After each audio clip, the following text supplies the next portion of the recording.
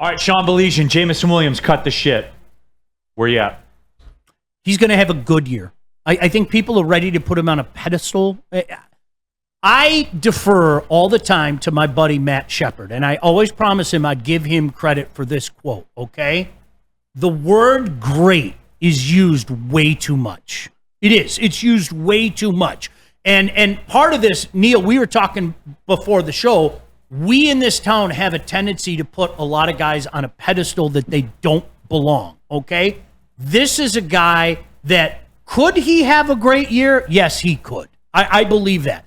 I think with what's around him and the way they can use him for the team, I expect a good year. I've seen people saying he's going to blow up. I've seen people say he's going to blow up the other way. I think this is an NFL caliber guy that is obviously a weapon. When you put the ball in his hands, things happen. But in usage with this offense, I don't think, Neil, that the pathway is there for him to have bombastic, crazy numbers. And that's okay. Like, that's okay. If he's just a good player, when you're talking about having Amon-Ra here, when you're talking about having arguably a top 3 tight end in the game, top 2 in my humble opinion, that's okay if he's just good.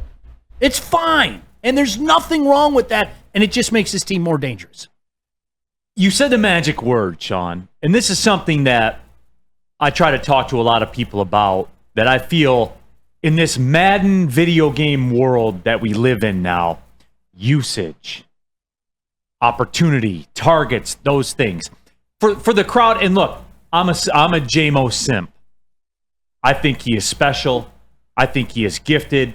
When he gets the football in his hands, he's different. I know what I see. You've been around the game. You call college football. You've been around the game. What he does with the football in his hand is different than most. And the speed he has, you guys know the talking points, okay? But the moral of the story is this. There is a cult-like base in this town, some of them who are on the morning show that's filling on this show sometimes, that might be filling in for this show tomorrow, that want to base it on linear stats. I didn't drop any names. That want to base it on linear stats with no context, with no nuance to it. Sean, when you start swimming in those waters of this football team and where they are, and this happens every year, there's a rhythm to the seasons here at Woodward with the sports fans in Detroit. Baseball, the 4-leg rookie parlay this year's going to hit. No, this year we're going to get right, Sean. This is the year. This is the year. The 4-leg rookie parlay is going to hit. Then we shift into training camp with the Lions. And then Amon-Ra is going to have 1,500 yards. Who else are we going to have on? Amon-Ra is going to have 1,500 yards. Yep. Jamo's going to have 1,000. Jamo's going to have 1,000. Laporta's going to have 1,200. Mm-hmm. Yep. Don't forget about Gibbs. Jameer Gibbs is going to have 1,000 Goff's yards gonna have receiving. 6,000 yard passing yards. When you start adding these things up, Jared Goff is going to look like Tony Graziani in the Arena League, man. He's going to throw for 9,000 yards in a season. Like, it's just not physically possible. The deal with Jamo is this, and this is something nobody in this town ever talks about. This is my main argument when I talk with somebody who's on the morning show here, who fills in on this show sometimes. Cough. That is, an anti. There you go. He impacts winning in a league, Sean, in a league where 4 plays dictate every single game, every single week. This NFL, the National Football League, and I don't care who if you're talking about the Panthers all the way up to the Chiefs.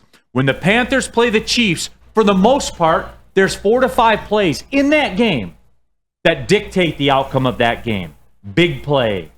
Players make plays. It's a playmaker's league. And Jameson Williams is probably the biggest playmaker on this team, Sean. I think sometimes, and that young man whose name shall not be mentioned, it rhymes with Mantle. I think sometimes what people do is they don't take into account the fact that you have to account for a guy and how that can change the game plan. And you don't necessarily have to target that guy 8-10 times a day. I will tell anybody that will listen, and Neil, you're old enough to remember this. There was a guy by the name of Deion Sanders. Yeah, that same Deion Sanders that coaches at Colorado. What Deion Sanders did to a football game, you can't put a price tag on it. And you know what? It didn't always show up. It didn't always show up in the stat line. Linearly. Yes, because you know what it did? Okay, half the field's gone. Right? We have to go do our business over there. So you would look at the numbers. And I remember one year, I think Kevin Smith had 6 or 7 interceptions, and Deion only had 2. Well, why is that? They didn't throw anywhere near Deion. Bam! So when you immerse yourselves in statology, sometimes the numbers, not always, sometimes the numbers don't tell the true story. Wow. Larry Brown won an MVP in the Super Bowl, guys. Larry Brown was not good. Larry Brown won an MVP in the Super Bowl because Neil O'Donnell wouldn't throw to the other side of the field. And he threw a couple ducks to this guy, and he had 2 picks. And that's the way that I look at what J-Mo can potentially do to this team. It may not show in the stat line. Now, do I expect far greater stats? Yes, I said as much. But I don't know if somebody's going to say, wow, that's a great year. Well, if you look at the numbers, not necessarily. But if that's one more thing that you have to account for on the field, then he's doing his job. The thing that gets me bricked up about him is just going back to it. In a league built on playmakers, we have one. Mm-hmm. Yep. A dynamic playmaker. And I get this way, and maybe I'm wrong. When he gets the football, I move position in my chair to watch. And there are but 5 dudes in the NFL that are like that. Yep. He's special. He's one of them. Neil, I'm going to cut the shit here.